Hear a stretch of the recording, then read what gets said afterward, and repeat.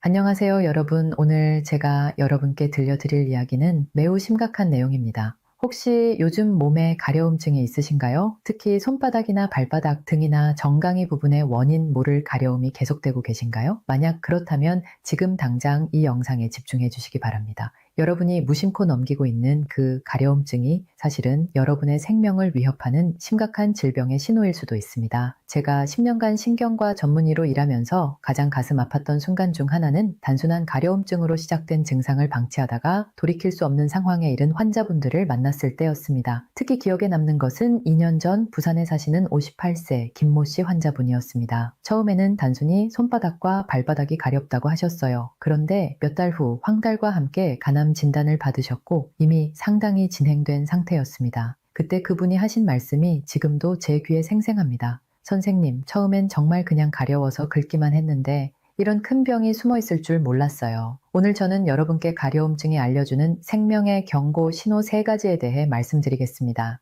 이 내용은 단순히 여러분을 놀라게 하려는 것이 아닙니다. 실제로 의학적으로 검증된 내용이며 여러분과 여러분의 가족들의 생명을 구할 수 있는 정보입니다. 가려움증은 우리가 생각하는 것보다 훨씬 복잡한 신체의 신호체계입니다. 단순히 피부가 건조해서 생기는 것이 아니라 우리 몸속 깊은 곳에서 일어나는 변화를 알려주는 신경계의 경보 시스템이라고 할 수 있습니다. 특히 원인을 알 수 없는 만성적인 가려움증은 간과 담도, 그리고 혈액 관련 질환의 초기 신호일 가능성이 매우 높습니다. 2019년 영국 의학저널에 발표된 대규모 연구에 따르면 원인 불명의 만성 가려움증을 가진 환자들에게서 특정 암 발생률이 일반인보다 2배에서 5배까지 높게 나타났다고 보고되었습니다. 그렇다면 어떤 부위의 가려움증이 특히 위험한 신호일까요? 첫 번째로 주의해야 할 부위는 손바닥과 발바닥입니다. 손바닥과 발바닥이 동시에 가려운 증상은 의학적으로 매우 중요한 의미를 가집니다. 이는 담즙 정체라고 하는 상황에서 나타나는 대표적인 증상입니다. 담즙 정체란 우리 간에서 만들어진 담즙이 제대로 흘러나가지 못하고 몸 안에 쌓이는 상황을 말합니다. 이때 담즙산이라는 물질이 혈액 속에 과도하게 축적되면서 신경을 자극해 가려움증을 일으킵니다. 특히 손바닥과 발바닥은 신경 분포가 밀집되어 있어서 이런 담즙산의 자극에 가장 민감하게 반응합니다. 그래서 간이나 담도에 문제가 생기면 다른 부위보다 먼저 이 두 부위에서 가려움증이 시작되는 것입니다. 이런 손발 가려움증과 함께 나타날 수 있는 다른 증상들도 있습니다. 우측 갈비뼈 아래쪽 통증, 소변 색깔이 진해지는 것, 눈의 흰자위가 노랗게 변하는 황달, 그리고 원인을 알 수 없는 만성 피로감 등입니다. 만약 이런 증상들이 함께 나타난다면 반드시 간 기능 검사를 받으셔야 합니다. 혈액 검사를 통한 간 기능 수치 확인과 복부 초음파 검사가 기본적으로 필요합니다. 두 번째로 주의해야 할 부위는 등, 특히 어깨와 날개뼈 사이 부분입니다. 등 부위의 가려움증은 폐나 심장, 그리고 흉부의 다른 병변과 관련이 있을 수 있습니다. 이는 우리 몸의 신경 분포와 관련이 있습니다. 폐나 심장에서 나오는 신경들이 등 쪽 척수로 들어가면서 같은 척수 분절을 공유하게 됩니다. 이때 내부 장기에 문제가 생기면 뇌에서는 마치 등 피부에서 오는 신호로 잘못 인식하게 되는 것입니다. 이를 의학적으로 연관통이라고 합니다. 특히 폐암이나 만성 폐쇄성 폐질환과 같은 폐질환, 그리고 심장 질환이 있을 때 등 부위에 가려움증이 나타날 수 있습니다. 등 가려움증의 패턴을 잘 관찰해 보시기 바랍니다. 만약 운동을 하거나 계단을 오를 때 가려움증이 심해진다면 심장 관련 문제를 의심해 볼 수 있습니다. 반대로 누워 있을 때나 밤에 가려움증이 심해진다면 폐 관련 문제일 가능성이 높습니다. 또한 특정 시간대에 가려움증이 악화되는 패턴이 있다면 종양과 관련된 가능성도 고려해야 합니다. 종양에서 분비되는 여러 가지 물질들이 일정한 생체 리듬을 가지고 분비되기 때문입니다. 세 번째로 주의해야 할 부위는 정강이와 발목 주변, 즉 다리 아래쪽입니다. 다리 아래쪽의 가려움증은 신장 기능 저하와 밀접한 관련이 있습니다. 신장이 제대로 기능하지 못하면 몸에서 배출되어야 할 독소들이 혈액 속에 쌓이게 됩니다. 이를 요독증이라고 합니다. 이런 독소들이 피부로 배출되려고 할 때 신경을 자극해서 가려움증을 일으킵니다. 특히 혈액순환이 상대적으로 느린 다리 아래쪽에서 이런 독소들이 더 많이 축적되기 때문에 가려움증이 주로 이 부위에서 나타나는 것입니다. 양쪽 정강이와 발목이 모두 가렵다면 더욱 주의해야 합니다. 한쪽만 가려운 경우에는 혈관이나 신경의 국소적인 문제일 가능성이 높지만 양쪽 모두 가렵다면 전신적인 신장 기능 저하를 의심해야 합니다. 다리 가려움증과 함께 나타날 수 있는 다른 증상들로는 소변에 거품이 많이 생기는 것, 밤에 소변을 자주 보는 야간 빈뇨, 다리나 얼굴의 부종, 그리고 원인을 알 수 없는 피로감 등이 있습니다. 이런 증상들이 함께 나타난다면 반드시 신장 기능 검사를 받으셔야 합니다. 혈액 검사를 통한 크레아티닌과 요소질소 수치 확인, 그리고 소변 검사가 필요합니다. 지금까지 말씀드린 세 부위의 가려움증은 모두 우리 몸이 보내는 중요한 경고 신호입니다. 하지만 여기서 중요한 것은 언제 병원에 가야 하는지를 아는 것입니다. 의학적으로 333 법칙이라는 것이 있습니다. 같은 부위의 가려움증이 3주 이상 지속되면 반드시 병원에서 정확한 진단을 받아야 한다는 것입니다. 3주라는 시간은 단순한 피부 트러블이나 일시적인 알레르기 반응이 자연스럽게 회복될 수 있는 충분한 기간입니다. 하지만 3주를 넘어서도 가려움증이 계속된다면, 특히 앞서 말씀드린 세 부위 중 어느 곳이라도 해당된다면 즉시 검사를 받으시기 바랍니다. 검사는 어떤 것들을 받아야 할까요? 기본적으로는 혈액 검사, 소변 검사, 그리고 복부 초음파 검사를 받으시는 것이 좋습니다. 혈액 검사를 통해서는 간 기능, 신장 기능, 그리고 혈액 질환 여부를 확인할 수 있습니다. 소변 검사를 통해서는 신장의 여과 기능과 단백뇨 여부를 확인할 수 있고, 복부 초음파를 통해서는 간, 담낭, 신장의 구조적인 이상을 확인할 수 있습니다. 여기서 중요한 것은 가려움 일기를 작성하는 것입니다. 언제부터 가려움증이 시작되었는지, 하루 중 언제 가장 심한지, 어떤 활동을 할 때 악화되는지, 식사와 관련이 있는지 등을 자세히 기록해 두시기 바랍니다. 이런 기록은 의사가 정확한 진단을 내리는데 매우 중요한 정보가 됩니다. 또한 패턴을 파악하여 조기 진단에도 큰 도움이 됩니다. 저는 환자분들께 항상 강조하는 것이 있습니다. 가려움증을 절대 가볍게 여기지 마시라는 것입니다.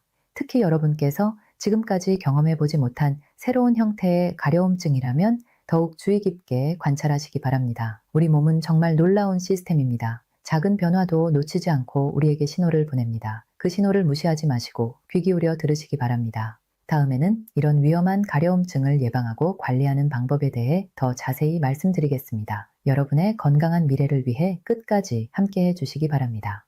앞서 위험한 가려움증의 3가지 부위에 대해 말씀드렸습니다. 이제는 이런 가려움증을 예방하고 관리하는 방법, 그리고 조기에 발견했을 때 어떻게 대처해야 하는지에 대해 자세히 알아보겠습니다. 먼저 가려움증 발생 후 시간의 중요성을 강조하고 싶습니다. 의학적 연구에 따르면 가려움증이 시작된 후 3개월을 넘기게 되면 원인이 되는 질환이 되돌리기 어려운 단계로 진행될 가능성이 크게 증가합니다. 특히 간이나 신장 질환의 경우 초기에는 충분히 회복 가능하지만 시간이 지날수록 장기 손상이 비가역적으로 진행됩니다.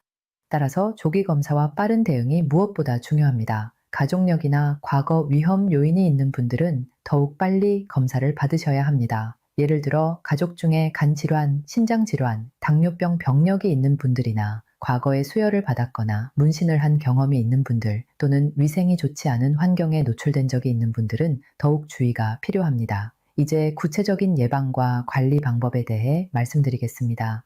첫 번째는 충분한 수분 섭취입니다. 하루에 최소 2리터 이상의 물을 마셔야 합니다. 이는 단순히 갈증을 해소하는 것이 아니라 우리 몸의 독소 배출과 혈액 순환을 원활하게 하는데 필수적입니다. 특히 신장 기능을 유지하는데 충분한 수분 섭취는 매우 중요합니다. 물이 부족하면 혈액이 진해지고 신장에서 노폐물을 걸러내기 어려워집니다. 또한 간에서 담즙을 만들고 배출하는 과정에도 충분한 수분이 필요합니다. 두 번째는 매일 7분간의 맨발 걷기입니다. 발바닥에는 우리 몸의 모든 장기와 연결된 반사점들이 있습니다. 맨발로 걷기를 통해 이런 반사점들을 자극하면 해당 장기들의 기능을 활성화할 수 있습니다. 특히 발바닥 중앙 부분은 신장과 연결되어 있고 발가락 부분은 간과 연결되어 있습니다. 매일 규칙적인 발바닥 자극을 통해 이런 장기들의 기능을 건강하게 유지할 수 있습니다. 세 번째는 밤 11시 이전 취침입니다. 우리 간은 밤 11시부터 새벽 3시 사이에 가장 활발하게 해독 작용을 합니다. 이 시간에 충분한 휴식을 취하지 못하면 간의 해독 기능이 떨어지고 결국 독소가 몸에 축적되어 가려움증을 유발할 수 있습니다. 또한 충분한 수면은 면역 기능을 강화하고 스트레스 호르몬을 조절하는 데도 중요합니다. 만성적인 수면 부족은 모든 장기 기능의 저하를 가져올 수 있습니다. 네 번째는 술, 매운 음식, 인스턴트 식품을 피하는 것입니다. 알코올은 간에 직접적인 손상을 주며 매운 음식은 혈관을 확장시켜 가려움증을 악화시킬 수 있습니다. 인스턴트 식품에 포함된 각종 첨가물들은 간과 신장에 부담을 줍니다. 특히 나트륨이 과도하게 포함된 음식들은 신장에 부담을 주고 혈압을 상승시켜 전체적인 순환 기능을 저하시킵니다. 다섯 번째는 오메가3가 풍부한 생선과 녹황색 채소 위주의 한겸 식단입니다. 만성적인 염증은 모든 질병의 근본 원인 중 하나입니다. 한겸 효과가 있는 음식들을 꾸준히 섭취하면 몸의 염증 수치를 낮추고 장기 기능을 개선할 수 있습니다. 연어, 고등어, 참치와 같은 생선에는 오메가3 지방산이 풍부하게 들어있어 염증을 줄이고 혈관 건강을 개선합니다. 시금치, 케일, 브로콜리와 같은 녹황색 채소에는 항산화 성분이 풍부하여 세포 손상을 예방합니다. 여섯 번째는 스트레스 관리입니다. 만성적인 스트레스는 우리 몸의 모든 시스템에 악영향을 미칩니다. 스트레스 호르몬인 코르티솔이 과도하게 분비되면 면역 기능이 저하되고 염증이 증가합니다. 명상이나 깊은 호흡 운동, 요가와 같은 이완요법을 통해 스트레스를 관리하시기 바랍니다. 하루에 단 10분이라도 조용한 곳에서 깊은 호흡을 하며 마음을 진정시키는 시간을 가져보세요. 이제 가려움증이 실제로 발생했을 때 어떻게 대처해야 하는지 말씀드리겠습니다. 무엇보다 중요한 것은 긁지 않는 것입니다. 긁으면 일시적으로는 시원할 수 있지만 피부 손상을 일으키고 2차 감염의 위험을 증가시킵니다. 또한 긁는 행위 자체가 더 많은 가려움을 유발하는 악순환을 만들 수 있습니다. 대신 차가운 수건으로 찜질을 하거나 가려운 부위를 가볍게 두드리는 방법을 사용하세요. 이는 신경을 진정시키고 일시적으로 가려움을 완화할 수 있습니다. 가려움증 일기 작성은 정말 중요합니다. 언제부터 가려움증이 시작되었는지, 하루 중 언제 가장 심한지, 어떤 음식을 먹었을 때 악화되는지, 어떤 활동을 할 때 심해지는지 등을 자세히 기록해 두세요. 예를 들어 이런 식으로 기록할 수 있습니다. 3월 15일 오후 3시 손바닥 가려움 시작. 점심으로 라면 섭취 후 2시간 뒤 긁지 않고 찬물로 씻음. 30분 후 증상 완화. 이런 기록은 의사가 진단을 내릴 때 매우 중요한 정보가 됩니다. 또한 여러분 스스로도 어떤 요인들이 가려움증을 악화시키는지 파악할 수 있어 예방에도 도움이 됩니다. 검사 결과에 대해서도 말씀드리겠습니다. 만약 검사에서 이상이 발견되더라도 절망하지 마세요. 조기에 발견된 대부분의 질환들은 적절한 치료를 통해 충분히 관리가 가능합니다. 간 기능 이상이 발견되었다면 금주가 가장 중요하고 간에 좋은 음식들을 섭취하며 정기적인 추적 관찰을 해야 합니다. 신장 기능 이상이 발견되었다면 단백질 섭취를 조절하고 혈압 관리를 철저히 해야 합니다. 혈액 질환이 의심된다면 혈액내과 전문의의 정확한 진단과 치료가 필요합니다. 중요한 것은 조기 발견과 적절한 치료를 통해 대부분의 질환들이 관리 가능하다는 것입니다. 마지막으로 가장 중요한 것을 말씀드리고 싶습니다.